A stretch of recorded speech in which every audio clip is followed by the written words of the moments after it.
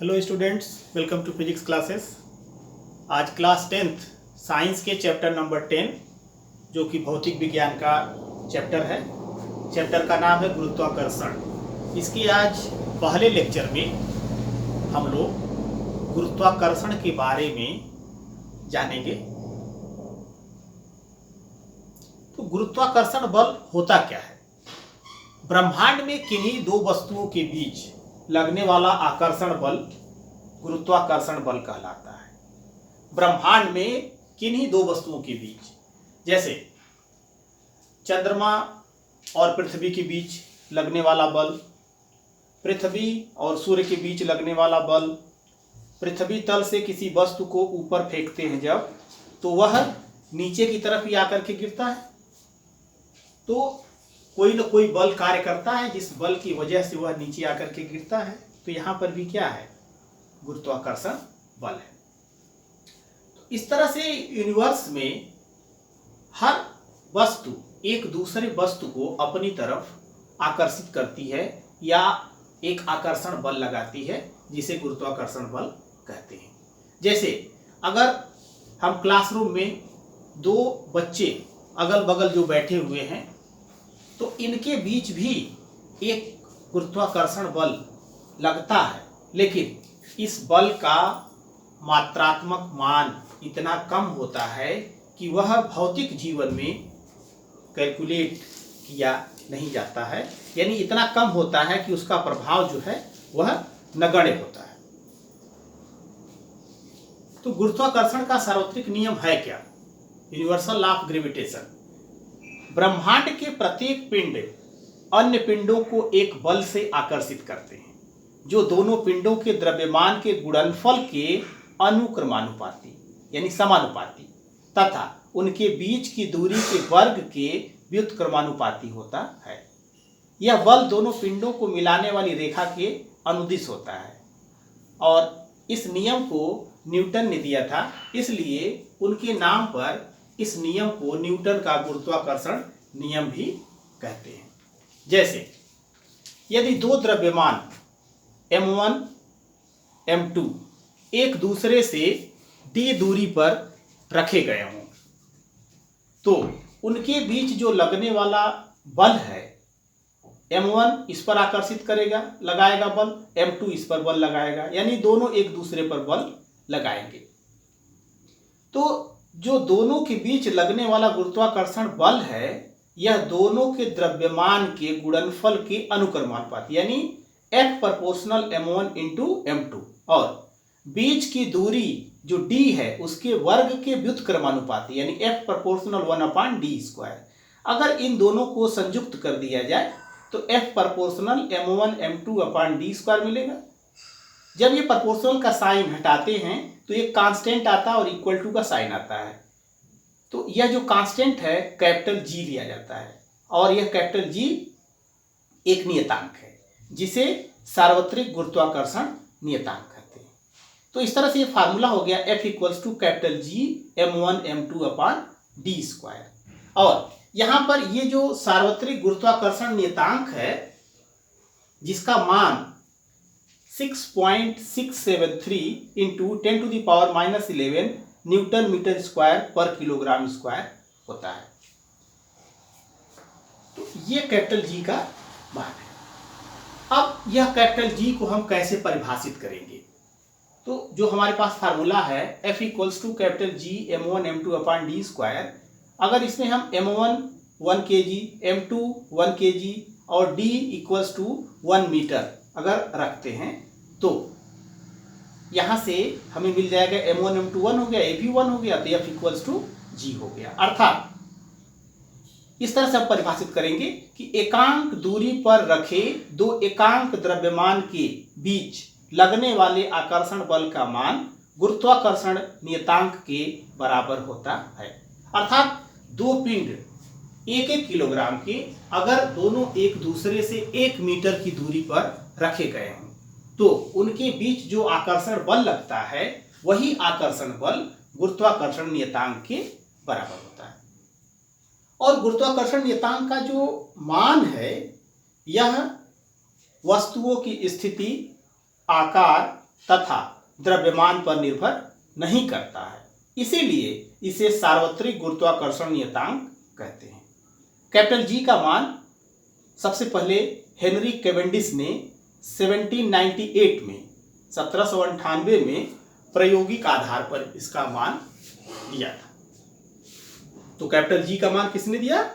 Henry Cavendish ने 1798 ईस्वी में, और कुछ प्रयोगों के आधार पर इस पहलू को उन्होंने दिया था। गुरुत्वाकर्षण के सार्वत्रिक नियम का महत्व, कुछ इंपॉर्टेंस है। जैसे सौर परिवार का अस्तित्व गुरुत्वाकर्षण बल के कारण बना हुआ है। जैसा कि आप सौर परिवार के बारे में जानते हैं कि सूर्य के चारों तरफ सभी ग्रह एक निश्चित कक्षा में चक्कर लगाते हैं। तो यह सूर्य के चारों तरफ जो चक्कर लगाते हैं, तो सूर्य और ग्रहों के बीच लगने वाले गुरुत्वाकर्षण बल से ही उन्हें किसी निश्चित कक्षा में घूमने के लिए आवश्यक अभिकेंद्र बल प्राप्त होता है, जिसके फलस्वरूप वह उस निश्चित कक्षा में सूर्य के चारों तरफ घूम रहे हैं। ग्रहों के परितः उपग्रहों की गति भी इसी बल के कारण है। जैसे पृथ्वी एक ग्रह है जो सूर्य के चारों ओर घूमती है, लेकिन चंद्रमा एक उपग्रह है जो पृथ्वी के चारों ओर घूमता है। तो पृथ्वी के चारों ओर चंद्रमा घूमता है, अर्थात चंद्रमा और पृथ्वी के बीच लगने वाले गुरुत्वाकर्षण बल से चंद्रमा को आवश्यक अभिकेंद्र बल प्राप्त होता है, जिसके फलस्वरूप वह पृथ्वी की कक्षा में एक निश्चित कक्षा में चक्कर लगाएगा। गुरुत्वाकर्षण बल के कारण ही पृथ्वी तल पर स्थित वस्तुएं अपनी स्थिति में बनी हुई हैं। पृथ्वी के चारों ओर वायुमंडल की उपस्थिति भी इसी बल के कारण है। वर्षा तथा हिमपात भी इसी बल के कारण संभव है। समुद्र में ज्वार भाटा भी गुरुत्वाकर्षण बल के कारण ही आते हैं। तो इस तरह से गुरुत्वाकर्षण के सार्वत्रिक नियम का महत्व। फ्री फॉल, मुक्त पतन। जब कोई वस्तु पृथ्वी की ओर केवल गुरुत्वीय बल के अंतर्गत गिरती है, तो उस वस्तु की गति मुक्त पतन कहलाती है।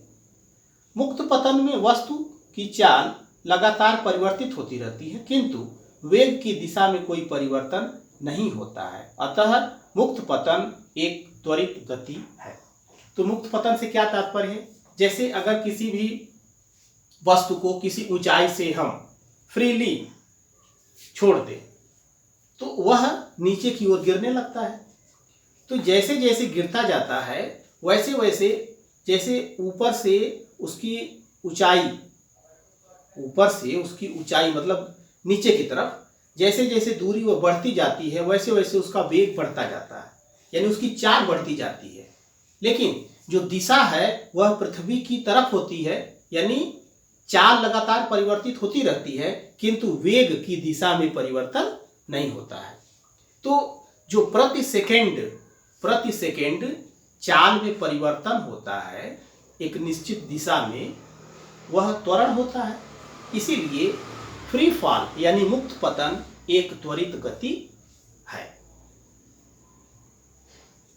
गुरुत्वीय त्वरण, पृथ्वी की ओर मुक्त रूप से गिरती किसी वस्तु के वेग में प्रति सेकेंड होने वाले वृद्धि को गुरुत्वीय त्वरण कहते हैं। यानी कोई भी वस्तु जो है जो पृथ्वी की तरफ गिर रही है, तो एक सेकेंड में होने वाले वस्तु के वेग में परिवर्तन को गुरुत्वीय त्वरण कहते हैं। इसे स्मॉल g से निरूपित करते हैं। यह एक सदिश राशि है। सदिश राशि इसलिए कि इसमें दिशा भी है और एक निश्चित मान भी होता है, जिसकी दिशा सदैव पृथ्वी के केंद्र की ओर होती है। g का मान वस्तु के रूप, आकार, द्रव्यमान आदि पर निर्भर नहीं करता है, बल्कि स्थान परिवर्तन पर परिवर्तित होता है। यानी स्थान परिवर्तन से तात्पर्य है कि पृथ्वी पर जो स्थान है उस स्थान के परिवर्तन से, जैसे विषुवत रेखा पर है, भूमध्य रेखा पर है या पोल पर है, तो इसका मान जो है अलग अलग होगा। g का जो प्रमाणिक मान है स्मॉल g का, 9.81 मीटर पर सेकेंड स्क्वायर होता है। समुद्र तल पर जी का मान 9.8 मीटर पर सेकेंड स्क्वायर और ध्रुवों पर इसका मान 10 मीटर पर सेकेंड स्क्वायर होता है। तो जो गुरुत्वीय त्वरण है, गुरुत्वीय त्वरण तथा सार्वत्रिक गुरुत्वाकर्षण कैपिटल जी, इन दोनों में कुछ संबंध होता है। यह क्या संबंध है? जैसे यह पृथ्वी है, पृथ्वी का द्रव्यमान m है, इसकी त्रिज्या कैपिटल R है, इसके केंद्र से r दूरी पर यानी पृथ्वी की सतह पर एक m द्रव्यमान का कोई पिंड रखा गया है। तो इस m द्रव्यमान के पिंड और पृथ्वी के बीच जो गुरुत्वाकर्षण बल होगा, यह capital F equals to capital G small m capital M upon R square होगा। Equation number 1। पृथ्वी जिस बल से अपनी ओर आकर्षित करती है किसी वस्तु को, वह वस्तु का पिंड का भार कहलाता है। तो F बराबर mg, इक्वेशन नंबर 2। इक्वेशन 1 और इक्वेशन 2 में F बराबर g mm by R square और यहाँ F इक्वल्स टू mg, तो दोनों को इक्वेट कर देंगे। तो समीकरण 1 और 2 से mg equals to g mm by R square, small m से स्मॉल m कट गया, तो small g equals to capital G capital M upon R square. अब यह इस G में आपने देखा कि इस इक्वेशन में जो पिंड का द्रव्यमान था वह नहीं आया, अर्थात यह पिंड के द्रव्यमान पर निर्भर नहीं करेगा, बल्कि उस पर निर्भर करेगा जिसके लिए, यानी जिस ग्रह के लिए या जिस बड़े पिंड के लिए आप फाइंड कर रहे हैं, यानी जिस ग्रह पर।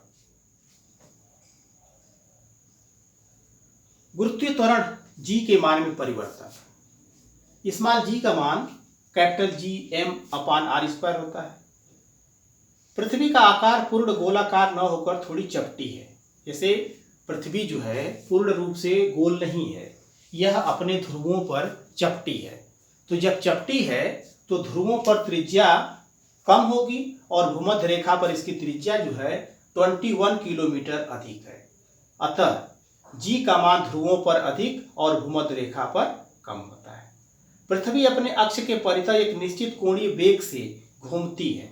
जैसा कि आप सबको पता है कि पृथ्वी अपनी अक्ष पर पश्चिम से पूर्व की ओर घूमती है एक निश्चित कोणीय वेग से, इसलिए उसमें पृथ्वी पर जो है पृथ्वी के केंद्र की ओर एक सेंट्रीपिटल एक्सीलरेशन, यानी जिसे अभिकेंद्र त्वरण कहते हैं, यह त्वरण कार्यरत होता है।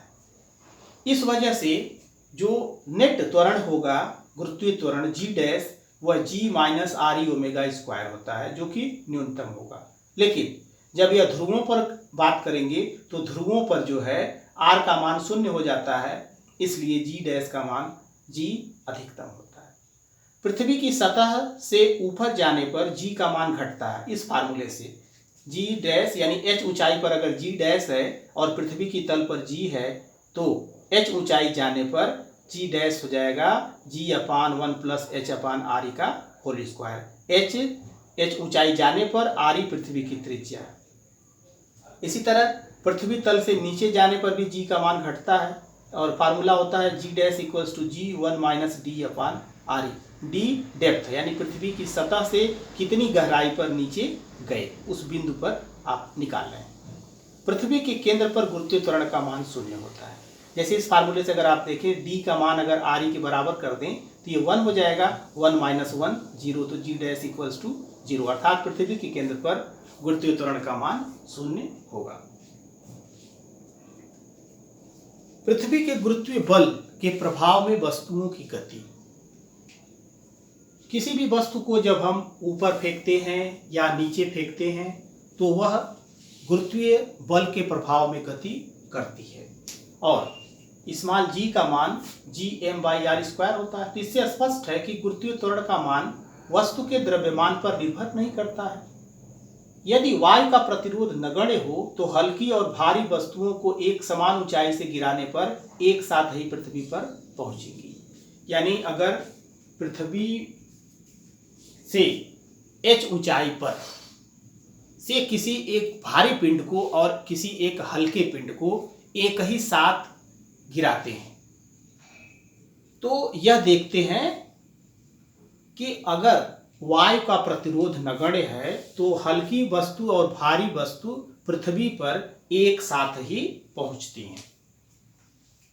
तो जो गति का समीकरण है, इस गति का समीकरण अगर वस्तु u वेग से ऊपर की ओर फेंकी जा रही हो तो गति का समीकरण बन जाता है v बराबर u माइनस gt। त्वरण जो होगा वह पृथ्वी के केंद्र की ओर धनात्मक होगा और पृथ्वी के केंद्र से ऊपर की तरफ जा रहे हैं माने विपरीत दिशा में, इसलिए त्वरण का मान ऋणात्मक होगा। तो g के जगह पर जो त्वरण था a के जगह पर g हो गया और ऊपर जा रहे हैं इसलिए g के विरुद्ध यानी माइनस में होगा। तो इक्वेशन हो गया v equals to u minus g t, S equals to u t minus half g t square, V square equals to u square minus two g h. अब जैसा क्वेश्चन होंगे उसके हिसाब से इक्वेशन लगाए जाएंगे। अब यहाँ पर एक नोट ये है कि जब वस्तु अधिकतम ऊंचाई पर पहुंच जाती है तो उस बिंदु पर वस्तु का वेग शून्य हो जाता है।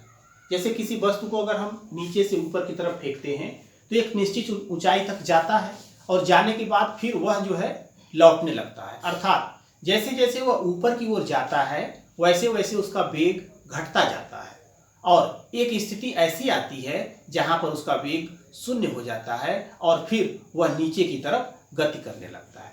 तो इसका मतलब हो गया कि जब वह अधिकतम ऊंचाई पर पहुंच जाती है तो उस बिंदु पर वस्तु का वेग शून्य हो जाता है। वस्तु को ऊपर जाने में लगा समय और नीचे आने में लगा समय बराबर होता है। जैसे अगर हम वस्तु को ऊपर की तरफ फेंके h ऊंचाई के लिए तो h ऊंचाई में जो जाने में समय लगेगा जब वो वापस आएगा तो उसे आने में भी उतना ही समय लगेगा, यानी आने का और जाने का दोनों का समय बराबर होगा। इसी तरह जब वस्तु ऊपर से नीचे की ओर u वेग से फेंकी जा रही हो तो जब नीचे की तरफ फेंकी जा रही है तो जो त्वरण होगा वह धनात्मक होगा। तो इक्वेशन हमारा बनेगा v equals to u plus g t, S equals to u t plus half g t square, V square equals to u square plus two g h. इसी तरह जब वस्तु ऊपर से नीचे की ओर स्वतंत्रता पूर्वक गिर रही हो, फ्री फॉल, तो स्वतंत्रता पूर्वक गिर रही हो इसका मतलब हो गया कि प्रारंभिक वेग शून्य है, प्रारंभिक वेग शून्य है। तो जब प्रारंभिक वेग शून्य है तो ये जो इक्वेशन थे इस इक्वेशन में u की जगह पर जीरो रखेंगे तो ये भी जीरो, ये भी जीरो, ये भी जीरो, तो हमारा इक्वेशन बन जाएगा v equals to g t, S equals to half g t square, V square equals to two g h. अब आप ये देखें कि स्मॉल जी और कैपिटल जी में क्या अंतर है। स्मॉल जी क्या है? गुरुत्वीय त्वरण है। कैपिटल जी क्या है? गुरुत्वाकर्षण नियतांक है। तो स्मॉल जी का मान भिन्न भिन्न स्थानों पर भिन्न भिन्न होता है। जैसे पोल पर, ध्रुवों पर, यानी पोल पर, ध्रुव विषुवत रेखा पर, भूमध्य रेखा पर अलग अलग होता है, लेकिन जी का मान सभी स्थानों पर समान होता है। स्मॉल जी एक सदिश राशि है, कैपिटल जी अदिश राशि है। स्मॉल जी का मान पृथ्वी तल पर 9.8 मीटर पर सेकेंड स्क्वायर होता है, लेकिन कैपिटल जी का मान 6.67 10⁻11 न्यूटन मीटर स्क्वायर पर किलोग्राम स्क्वायर होता है और हर जगह होता है। स्मॉल जी का मात्रक मीटर पर सेकेंड स्क्वायर होता है, कैपिटल जी का मात्रक न्यूटन मीटर स्क्वायर पर किलोग्राम स्क्वायर होता है। तो ये बेसिक अंतर है, डिफरेंस है। भारहीनता, वेटलेसनेस। भारहीनता एक ऐसी स्थिति है जिसमें किसी व्यक्ति को अपने भार का अनुभव नहीं हो पाता। यह स्थिति तब उत्पन्न होती है जब कोई वस्तु मुक्त रूप से गुरुत्वीय त्वरण जी से गिरती है। जैसे किसी ऊंचाई से कूदते समय मनुष्य को अपने भार का अनुभव नहीं होता है। इसी तरह उपग्रहों में अंतरिक्ष यात्रियों को भारहीनता का अनुभव होता है। तो ये जो है भारहीनता, जैसे आप अगर किसी लिफ्ट में अगर आप गति कर रहे हैं और सपोज कर लीजिए कि लिफ्ट की डोरी जो है टूट गई तो वह फ्री फॉल होगा। फ्री फॉल होगा तो आपको जो है अपना भार कैसा फील होगा? भारहीनता, यानी लगेगा कि कोई भार नहीं है। इसी तरह से जब आप किसी ऊंचाई वाले झूले पर, जिसको कि जो जायंट व्हील्स बोलते हैं, उस पर जब आप ऊपर से नीचे की तरफ आते हो तो आपको ऐसा लगता है कि आपका कोई भार नहीं है, यानी आप एकदम भारहीन अपने को अनुभव करते हैं। तो ये वेटलेसनेस या भारहीनता होता है। द्रव्यमान, किसी वस्तु में उपस्थित पदार्थ की मात्रा के परिमाण को उस वस्तु का द्रव्यमान कहते हैं। जो भी वस्तु है उस वस्तु में उसका कुछ न कुछ परिमाण होता है जिससे वो मिलकर के बना हुआ है।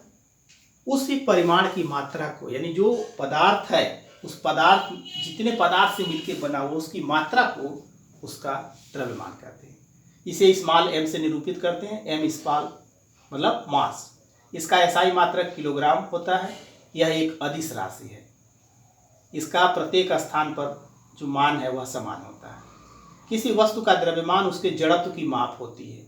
जड़त्व की माप से क्या तात्पर्य है कि अगर वस्तु जो है ज़्यादा भारी है तो उसका जड़त्व अधिक होगा, अर्थात उसमें द्रव्यमान भी उतना ही अधिक होगा। तो जिसका द्रव्यमान जितना अधिक होगा उसका जड़त्व भी उतना ही अधिक होगा। भार, पृथ्वी किसी वस्तु को जिस बल से अपने केंद्र की ओर आकर्षित करती है वह बल उस वस्तु का भार कहलाता है।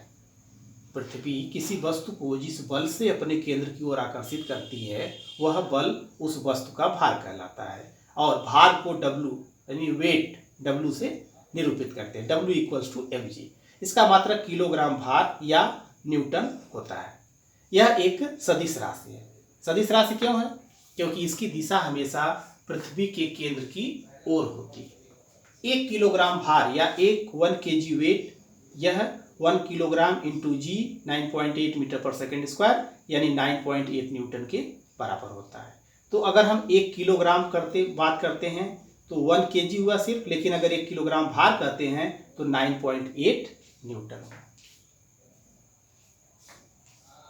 किसी वस्तु का चंद्रमा पर भार, मान लिया पृथ्वी और चंद्रमा पर गुरुत्वीय त्वरण GE और GM है। E stand for earth, M for moon. तो वस्तु का पृथ्वी पर भार क्या होगा? W = GM me/r²। जो फार्मूला था F = G/m/r²।